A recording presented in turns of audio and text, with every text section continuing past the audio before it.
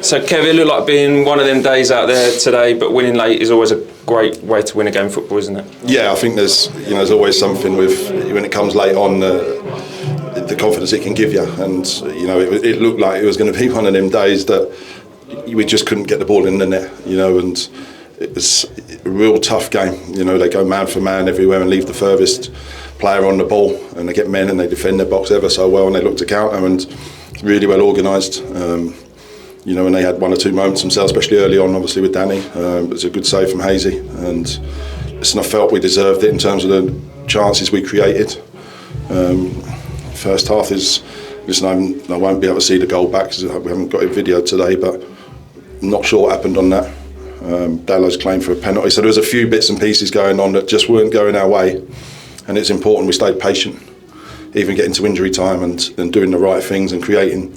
We wanted 1v1 situations, with our dribblers, with Bridgie coming on, Leon coming on, Cokes around the edge of the box. I think Walks can take the ball in tight areas because they were defending their box ever so well. And I think we got our just rewards in the end. Yeah, especially the second half. I think it was chance after chance. It was sort of attack against defence, really. But it was about maintaining that belief. The players must have carried, a lot of belief in that second half that they would get the goal. Yeah, listen, it's important we didn't get frustrated. And, I know the crowd want us to get it forward as quick as possible, but you've got to wait for the right moment to play into pockets or play into holes where there's space and there's 1v1 opportunities. Because I think, listen, even when you see Goody take that shot from 30, 40 yards, all it does is let the keeper slow the game down, and take his time and reset, get organised. Once you keep the ball and keep moving it in around the final third and you're patient, you wait for the right moment to come, and thankfully it did. Yeah, talk to us about Leon's goal. Brilliant finish.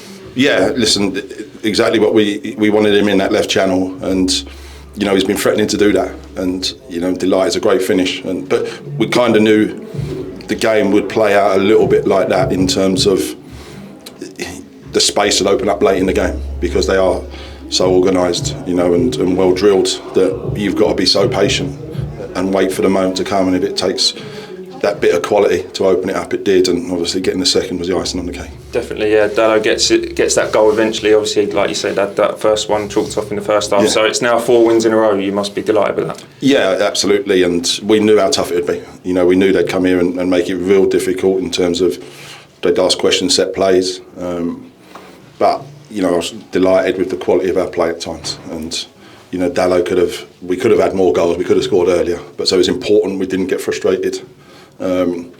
But another clean sheet, and Hazy's come in and done well, and Dallo's got his goal. Leon's off and running now, so a lot of positives to take. Cheers, Kev. Thank you. Kevin, congratulations, 2-0 win in your first game against Brackley Town. The goal's late, but we all love a late win. Yeah, no, absolutely, and fully deserved in the end because of the amount of chances we created, and there's so many bodies defending their goal at times that you've got to be patient, and I know people want shots off as quick as possible, but when you're shooting against people, it just leads to counter-attacks at times, and it's choosing the right moments. Really pleased.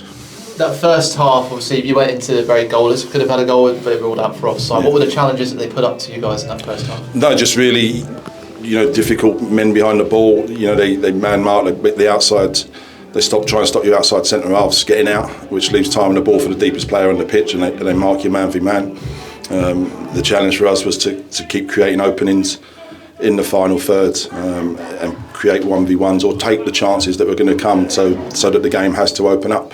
Amount of times the ball was blocked or the chances didn't go in. I think there's a period the second half of the ball's bouncing around their goal, and it looked like it was going to play out to be a draw, but we did say just keep patient, and I thought all the subs played their part, and we knew that the energy and legs coming on would help.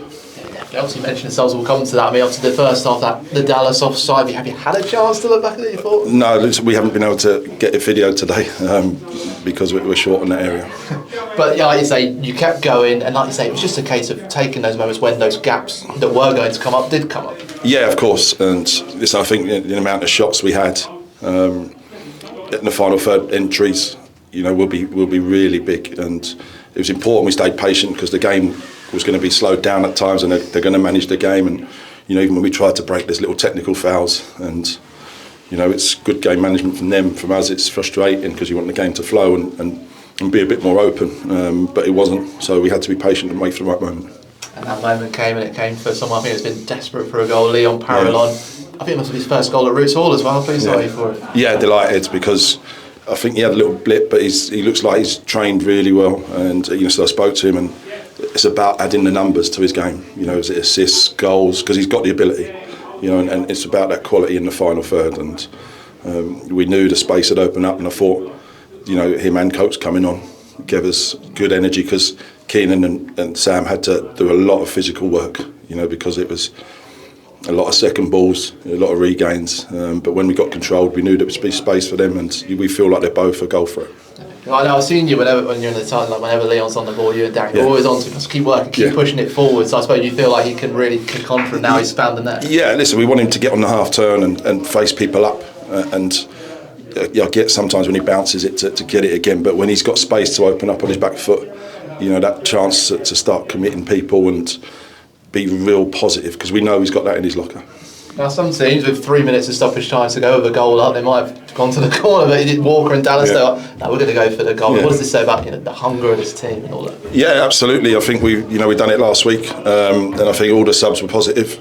And Bridgie coming on because we're trying to win the game, and I thought Walks was excellent again when he come on, and again playing his part. He scored last week and the week before, but he's got an assist now as well, which adds to the numbers. Dallo eventually got his goal, because he tried so hard and looked like it wasn't going to be his day, but it's just as important, and just give us a little cushion at the end. At the other end of the field, Nick Hayes making his first league start of the season, and it's another clean sheet for Southend as well. Yeah, of course, and I think he's made a couple of very good saves for us as well. And listen, Hayes has been unlucky, that he hasn't got a chance yet, because he done so well for us at the end of last year. But we made the decision to go with Colin. But I've got to say, Hayes' professionalism, his support of Colin has been first class. And we did say the chance will come somewhere along the line, but we've got to take it. And I thought it was excellent today. Now with that win, it's the first time Southend have had a 100% winning month since April 2015. 12 goals scored, only one conceded. It must be reflected pretty well on that October. Yeah, listen, nice month for me, of course. But listen, enjoy winning football matches and clean sheets, and it builds momentum. And listen, I want to keep pushing, because I think we've closed the gap on teams above us. But if we can keep adding, and I know there's one or two areas I want to keep moving, and if I've got to tweak the squad, I will. But we want to keep pushing on, and we can't rest on our laurels. Kevin, congratulations. Thank you. What gave Nick the edge and goal today? What's the reason behind that? Yeah, just I think how he's trained, how he's been. So we have standards at the football club, and we felt Nick was probably in the best condition to be picked today. Yeah, and you mentioned the subs off the bench. Obviously, Josh has scored in his last three off the bench. Leon scored today. Josh has got an assist today. You didn't have that this time last season, did they? So that shows a real sort of way that you have improved. Yeah, and listen, that's probably the biggest difference. And I've had to leave players out as well, which is hard. And I think Hops was one of them today that we knew they'd be a threat set pieces, and we knew he might think, but we took a chance and went with what we had, and luckily it's paid off. And that's credit to the lads. They've got to train properly, because you look at Coates last year was a real starter for us.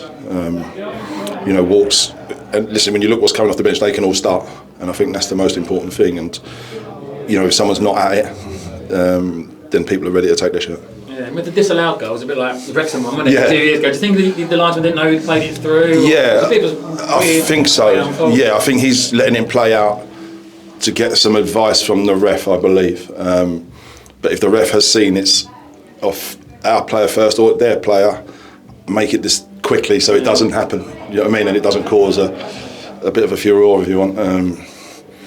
But it's one of them things that don't quite go our way, is it? Even I think a couple of penalty shouts and fouls, and there's a lot of fouls given away by them. But we kept plugging away, and I'm delighted.